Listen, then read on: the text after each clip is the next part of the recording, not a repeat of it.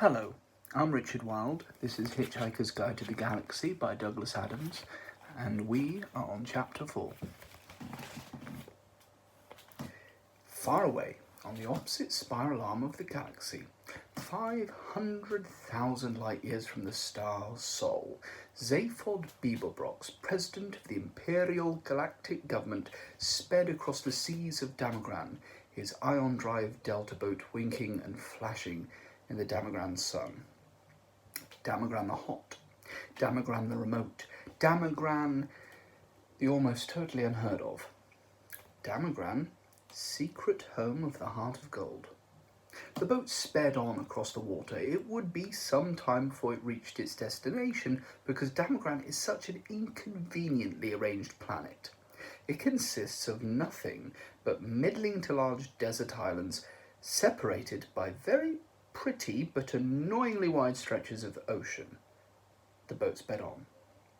Because of this topographical awkwardness, Damagran has always remained a deserted planet. This is why the Imperial Galactic Government chose Damagran for the Heart of Gold project, because it was so deserted and the Heart of Gold project was so secret. The boat zipped and skipped across the sea that lay between the main islands of the only archipelago of any useful size on the whole planet. Zaphod Beeblebrox was on his way from the tiny spaceport on Easter Island. The name was an entirely meaningless coincidence. In galactic speak, Easter means small, flat, and light brown. To the Heart of Gold Island, which, by another meaningless coincidence, was called France. One of the side effects of work on the Heart of Gold was a whole string of pretty meaningless coincidences. But it was not in any way a coincidence that today, the day of culmination of the project, the day of unveiling, the day that the Heart of Gold was finally to be introduced to a marvelling galaxy, was also a great day of culmination for Zaphod Beeblebrox.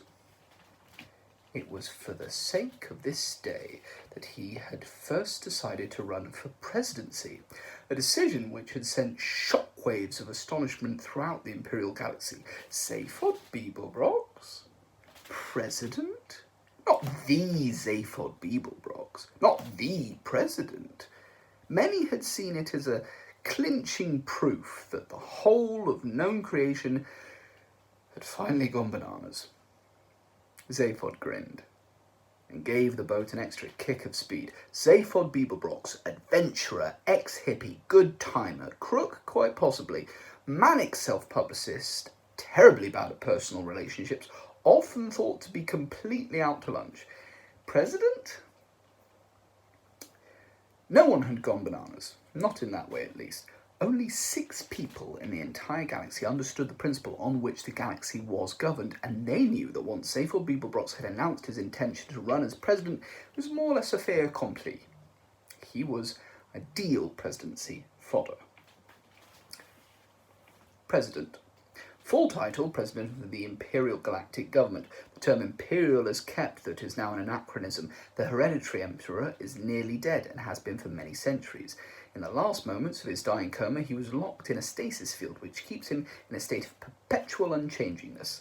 All his heirs are now long dead, and this means that without any drastic political upheaval, power simply and effectively moved a rung or two down the ladder and is now seen to be vested in a body which used to act simply as advisors to the emperor, an elected governmental assembly headed by a president elected by that assembly.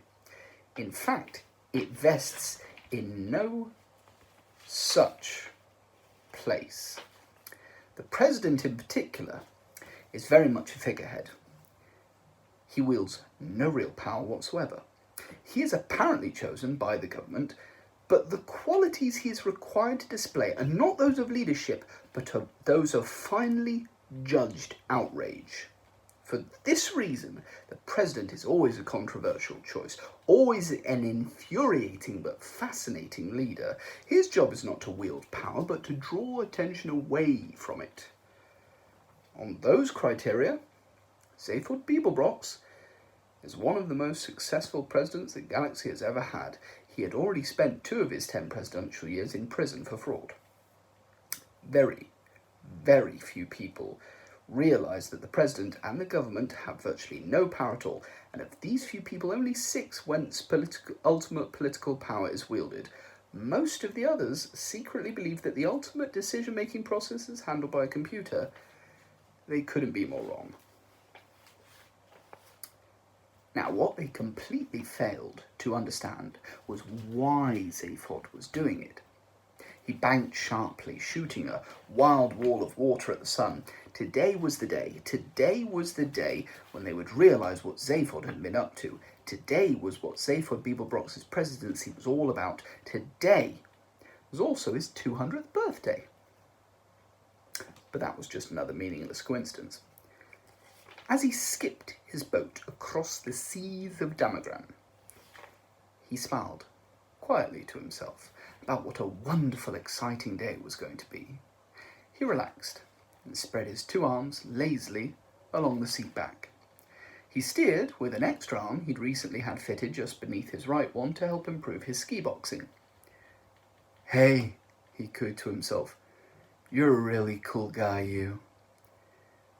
But his nerves sang a song shriller than a dog whistle.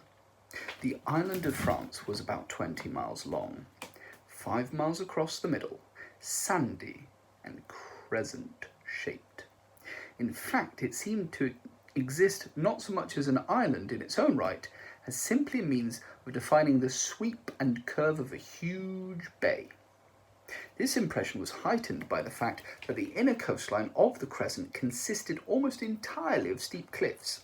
From the top of the cliff, the land sloped slowly down 5 miles to the opposite shore.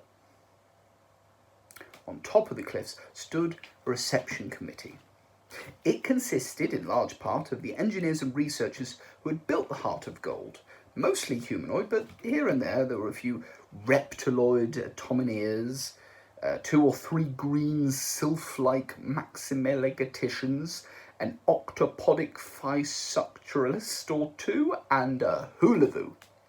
A Hulavu is a super-intelligent shade of the colour blue. All except the Hulavu were resplendent in their multi-coloured ceremonial lab coats. The Hulavu had been temporarily refracted into a freestanding prism for the occasion. There was a mood of immense excitement thrilling through all of them. Together and between them, they had gone to and beyond the furthest limits of physical laws, restructured the fundamental fabric of matter, strained, twisted, broken the laws of possibility and impossibility. But still, the greatest excitement of all seemed to be to meet a man with an orange sash around his neck. An orange sash was what the President of the Galaxy traditionally wore. It might not even have made such difference to them if they'd known exactly how much power the President of the Galaxy actually wielded. None at all. Only 6 people in the galaxy knew that the job of Galactic President was not to wield power, but to attract attention away from it. Zaphod Beeblebrox was amazingly good at his job. The crowd gasped, dazzled by sun and seamanship, as the presidential speedboat zipped round the headland into the bay. It flashed and shone as it came skating over the sea in wide, skidding turns. In fact, it didn't need to touch the water at all, because it was supported on a hazy cushion of ionized atoms. But just for effect, it was fitted with thin fin blades which could be lowered into the water. They slashed sheets of water hissing into the air, carved deep gashes in the sea which swayed crazily and sank back, foaming in the boat's wake as it careered across the bay. Zaphod loved effect. It was what he was best at. He twisted the wheel sharply. The boat slewed round in a wide, scything skid beneath the cliff face and dropped to rest lightly on the rocking waves. Within seconds, he ran out onto the deck and waved and grinned at over 3 billion people. The 3 billion people weren't actually there, but they watched his every gesture through the eyes of a small robot Tri-D camera which hovered obsequiously in the air nearby. The antics of the president always made amazingly popular Tri-D. That's what they were for. He grinned again. 3,000,000,006 people didn't know it, but today would be a bigger antic than anyone had bargained for. The robot camera homed in for a close-up on the more popular of his two heads, and he waved again. He was roughly humanoid in appearance, except for the extra head and third arm. His fair, tousled hair struck out in random directions, his blue eyes glinted with something almost completely unidentifiable, and his chins were almost always unshaven.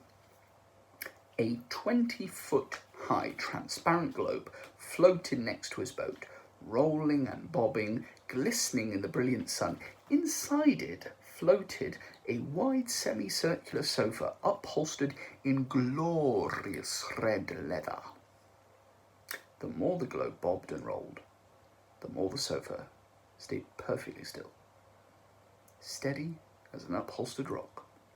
Again, all done for effect as much as anything.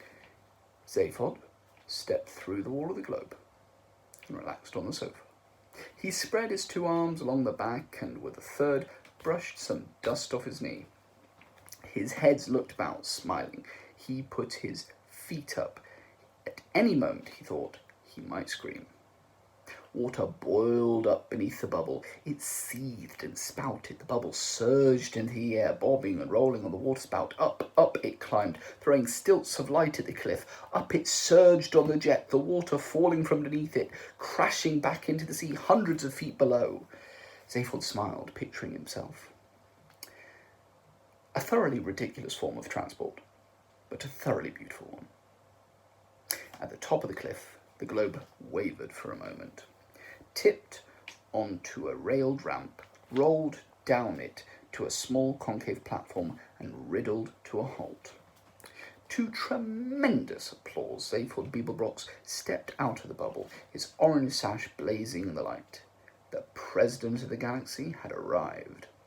He waited for the applause to die down, then raised his hand in greeting. "Hi," he said. A government spider sidled up to him and attempted to press a copy of his prepared speech into his hands. Pages 3 to 7 of the original version were at the moment floating soggily on the Damagran Sea some 5 miles out from the bay. Pages 1 and 2 had been salvaged by a Damagran frond crested eagle and had already become incorporated into an extraordinary new form of nest that the eagle had invented. It was constructed largely of papier-mâché, and it was virtually impossible for a newly hatched baby eagle to break out of it. The Damagran frond crested eagle had heard of the notion of the survival of the species, but wanted no truck with it. Zaphod Beeblebrox would not be needing his set speech, and he gently deflected the one being offered him by the spider. "Hi," he said again. Everyone beamed at him, or at least nearly everyone. He singled out Trillian from the crowd. Now, Trillian was a girl that Zaphod had picked up recently whilst visiting a planet, just for fun, incognito. She was slim, darkish, humanoid, with long waves of black hair, full mouth, an odd little knob of a nose, and ridiculously brown eyes. With her red head scarf knotted in that particular way, and her long flowing silky brown dress, she looked vaguely Arabic. Not that anyone there had ever heard of an Arab, of course. The Arabs had very recently ceased to exist, and even when they had existed, they were 500,000 light years from Damagran. Trillian wasn't anybody in particular, or so Zaphod claimed. She just went round with him rather a lot and told him what she thought of him. "Hi, Annie," he said to her. She flashed him a quick, tight smile and looked away. Then she looked back for a moment and smiled more warmly, but by this time he was looking at something else. "Hi," he said to a small knot of creatures from the press who were standing nearby, wishing that he would stop saying hi and get on with the quotes. He grinned at them particularly because he knew that in a few moments he'd be giving them one hell of a quote. The next thing he said, though, was not of a lot of use to them. One of the officials of the party had irritably decided that the president was clearly not in a mood to read the deliciously turned speech that had been written for him, and had flipped the switch on the remote control device in his pocket. Away in front of them, a huge white dome that bulged against the sky, cracked down the middle, split, and slowly folded itself down into the ground. Everyone gasped. Although they had known perfectly well it's going to do that because they'd built it that way. Beneath it lay uncovered a huge starship, 150 meters long, shaped like a sleek running shoe, perfectly white and mind-bogglingly beautiful. At the heart of it, unseen, lay a small gold box, which carried within it the most brain-wrenching device ever conceived, a device which made this starship unique in the history of the galaxy, a device after which the ship had been named the Heart of Gold. Wow, said Zaphod Beeblebrox to the Heart of Gold. There wasn't much else he could say. He said it again because he knew it would annoy the press. Wow. The crowd turned their faces back towards him expectantly. He winked to Trillian, who raised her eyebrows and widened her eyes at him. She knew what he was about to say and thought him a terrible show-off. That really is amazing, he said. That really is truly amazing. That is so amazingly amazing. I think I'd like to steal it. A marvellous presidential quote. Absolutely true to form, the crowd laughed appreciatively. The newsmen gleefully punched buttons on their sub-ether newsmatics, and the president grinned. As he grinned, his heart screamed unbearably, and he fingered the small paralysomatic bomb that nestled quietly in his pocket. We nearly got through a full chapter without a cock-up. Finally, he could bear it no more. He lifted his heads up to the sky, let out a wild whoop in major thirds, threw the bomb to the ground, and ran forward through the sea of suddenly frozen, beaming smiles. Chapter 5. If you want to rest now, you can feel free to pause there. We got about 17 and a half minutes in. You can come back to this at some other point, but I will resume Chapter 5 in 3, 2, 1. Prostetnik Vogon Jeltz was not a pleasant sight, even for other Vogons. His highly domed nose rose high above a small piggy forehead. His dark green rubbery skin was thick enough for him to play the game of Vogon civil service politics and play it well, and waterproof enough for him to survive indefinitely at sea depths of up to 1,000 feet with no ill effects. Not that he ever went swimming, of course. His busy schedule would not allow it. He was the way he was because billions of years ago, when the Vogons first crawled out of the sluggish primeval seas of Vogsphere and had lain panting and heaving on the planet's virgin shores, when the first rays of the bright young Vogsol sun had shone across them that morning, it was as if the forces of evolution had simply given up on them there and then, had turned aside in disgust and written them off as an ugly and unfortunate mistake. They never evolved again. They should never have survived. The fact that they did is some kind of tribute to the thick-willed, slug-brained stubbornness of these creatures. Evolution, they said to themselves, who needs it? And what nature refused to do for them, they simply did without, until such time as they were able to rectify the grosser anatomical inconveniences with surgery.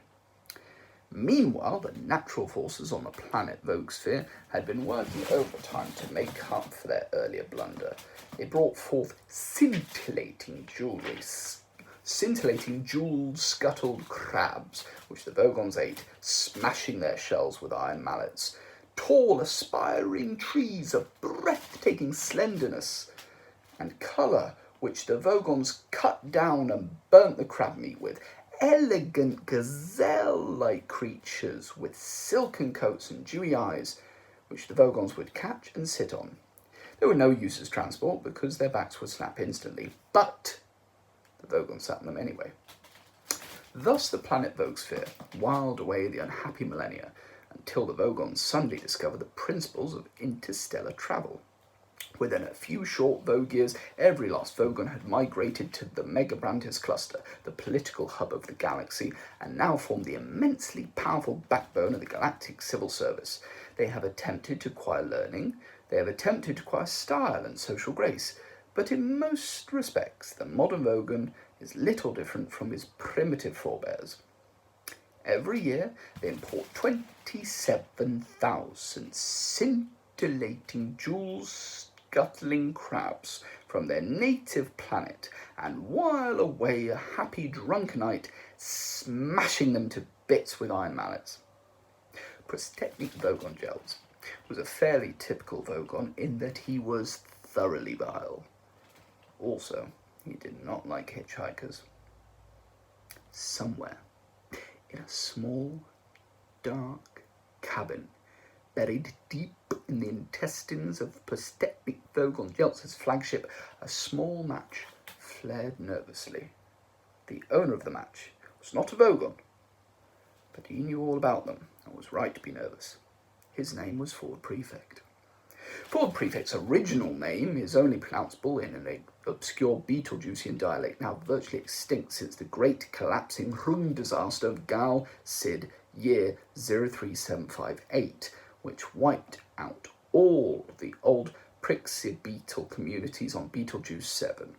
Ford's father was the only man on the entire planet to survive the great collapsing Hrung disaster by an extraordinary coincidence that he was never able satisfactorily to explain.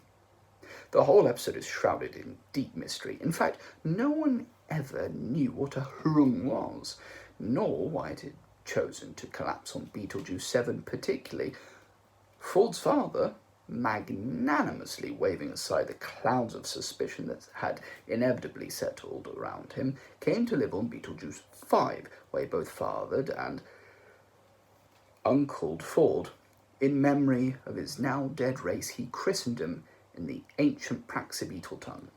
Because Ford never learned to say his original name, his father eventually died of shame, which is still a terminal disease in some parts of the galaxy. The other kids at school nicknamed him Ix, which, in the language of Betelgeuse 5, translates as boy who is not able satisfactorily to explain what a Hrung is, nor why it should choose to collapse on Betelgeuse 7. He looked about the cabin but could see very little. Strange, monstrous shadows loomed and leaped with the tiny, flickering flame. But all was quiet.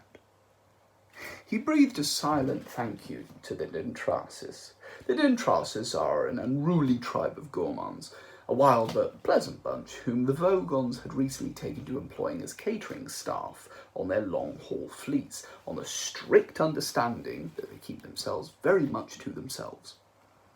This suited the Dintrasis fine, because they loved Vogon money, which is one of the hardest currencies in space, but loathed the Vogons themselves. The only sort of Vogon Dentrasi liked to see was an annoyed Vogon. It was because of this tiny piece of information that Ford Prefect was not now a whiff of hydrogen, ozone, and carbon monoxide. He had a slight groan. By the light of the match, he saw a heavy shape moving slightly on the floor. Quickly, he shook the match out, reached into his pocket, found what he was looking for, and took it out. He ripped it open and shook it. He crouched on the floor. The shape moved again. Ford Prefect said, "I brought some peanuts." Arthur Dent moved and groaned again, muttering incoherently. "Here, have some," urged Ford, shaking the packet again. "If you've never been through a matter transference beam, you've probably lost some salt and protein. The beer you had should have cushioned your system a bit." Said Arthur Dent. He opened his eyes. "It's dark," he said. "Yes," said Ford Prefect. "It's dark." "No light," said Arthur Dent. "Dark, no light." One of the things Ford Prefect has always found hardest to understand about humans was their habit of continually stating and repeating the very, very obvious, as in, it's a nice day, or you're very tall, or oh dear, you seem to have fallen down a 30-foot well. Are you all right? At first, Ford had formed a theory to account for this strange behaviour. If human beings don't keep exercising their lips, he thought, their mouth probably sees up. After a few months' consideration and observation, he abandoned this theory in favour of a new one. If they don't keep on exercising their lips, he thought, their brains start working. After a while, he abandoned this one as well as being obstructively cynical and decided he quite liked human beings after all. But he always remained desperately worried about the terrible number of things they didn't know about. Yes, he agreed with Arthur. No light. He helped Arthur to some peanuts. How do you feel? He asked him. Like a military academy, said Arthur. Bits of me keep on passing out. Ford stared at him blankly in the darkness. If I asked you where the hell we were, said Arthur weakly, would I regret it? Ford stood up. We're safe, he said. Oh, good, said Arthur. We're in a small galley cabin, said Ford, in one of the spaceships the Vogon constructor fleet. Ah, said Arthur. This is obviously some strange usage of the word safe that I wasn't previously aware of. Ford struck up another match to help him search for a light switch. Monstrous shadows leaped and loomed again. Arthur struggled to his feet and hugged himself apprehensively. Hideous alien shapes seemed to throng about him. The air was thick with musty smells which sidled into his lungs without identifying themselves, and a low, irritating hum kept his brain from focusing. How did we get here? He asked, shivering slightly. We hitched a lift, said Ford.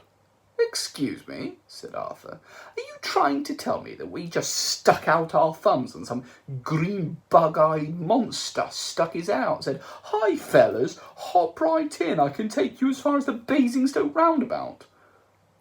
Well, said Ford, the thumbs, an electronic sub-ether signalling device, the roundabouts at St. Barnard's Star 6 light years away, but otherwise, yeah, that's more or less right. And the bug-eyed monster is green, yeah. Fine, said Arthur. When can I go home? You can't, said Ford Prefect, and found the light switch. Shade your eyes, he said, and turn it on. Even Ford was surprised. Good grief, said Arthur. Is this really the interior of a flying saucer? Prostetnik Vogon Jeltz heaved his unpleasant green body round the control bridge. He always felt vaguely irritable after demolishing populated planets. He wished that someone would come and tell him that it was all wrong so he could shout at them and feel better. He flopped as heavily as he could onto his control seat in the hope that it would break and give him something to be genuinely angry about, but it only gave a complaining sort of creak.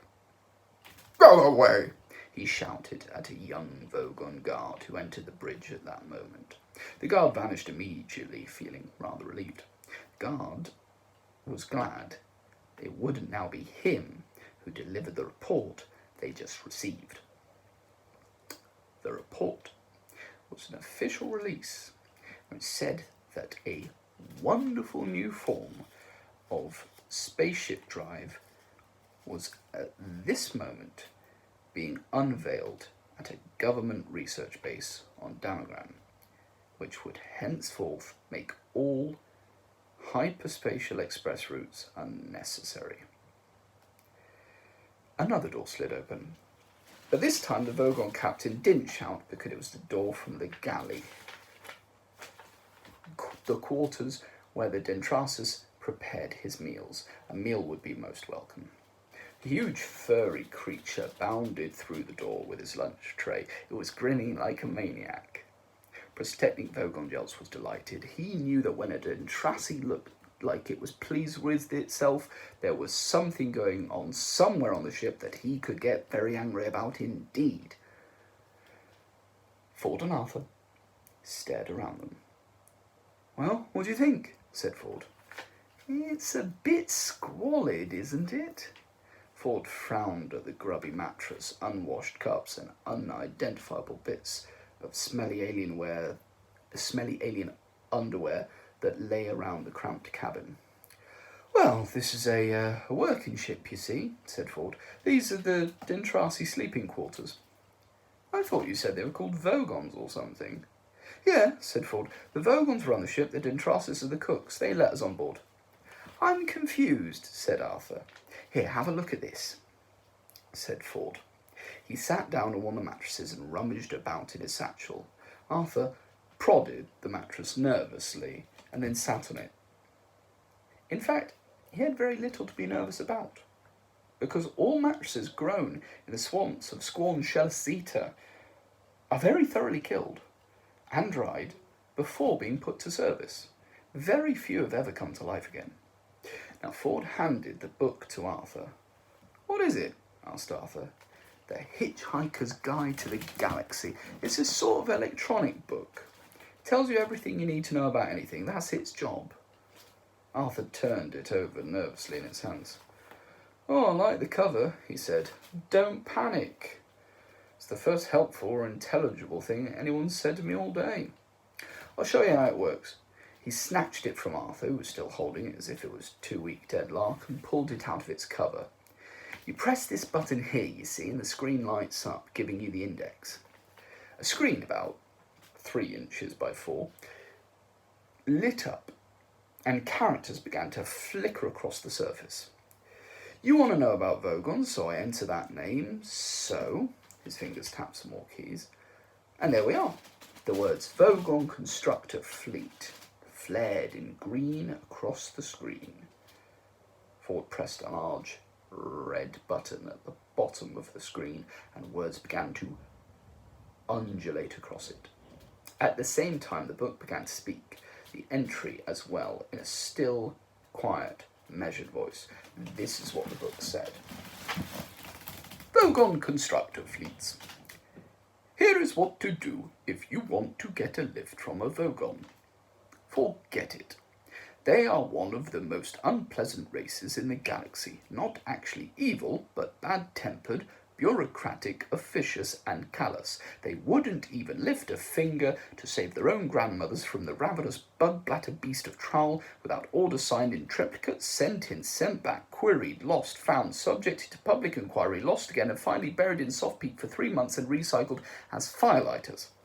The best way to get a drink out of a Vogon is to stick your finger down his throat. The best way to irritate him is to feed his grandmother to the ravenous bug-bladder beast of Trull. On no account allow a Vogon to read poetry at you. Arthur blinked at it. What a strange book. How do we get a lift then? Well, that's the point. It's out of date now, said Ford, sliding the book back into its cover. I'm doing the field research for the new revised edition. And one of the things I'll have to do is include a bit about how the Vogons now employ Dintrasi cooks, which gives us a rather useful little loophole. A pained expression crossed Arthur's face. But who are the Dintrasi? He said. Oh, great guys, said Ford. They're the best cooks and the best drink mixers, and they don't give a wet slap about anything else. They'll always help hitchhikers abroad, partly because they like company, but mostly because it annoys the Vogons. Which is exactly the sort of thing you need to know if you're an impoverished hitchhiker trying to see the marvels of the universe for less than 30 Altarian dollars a day. And that's my job. Fun, isn't it? Arthur looked lost. It's amazing, he said, and frowned at one of the other mattresses. Unfortunately, I got stuck on the Earth for rather longer than I intended, said Ford. I came for a week and got stuck for 15 years. But how did you get there in the first place then? Oh, easy, I got a lift with a teaser. A teaser? Yeah. What is? Oh, a teaser? Teasers are usually rich kids with nothing to do. They cruise around looking for planets which haven't made interstellar contact yet and buzz them. Buzz them? Arthur began to feel that Ford was enjoying making life difficult for him. Yeah, said Ford. They buzz them. They find some isolated spot with very few people around, then land right by some poor unsuspecting soul whom no one's ever going to believe, and then strut up and down in front of him wearing silly antennae on their head and making beep beep noises. It's rather childish, really. Ford leant back on the mattress with his hands behind his head, looked infuriatingly pleased with himself. Ford, insisted Arthur, I don't know if this sounds like a silly question, but what am I doing here?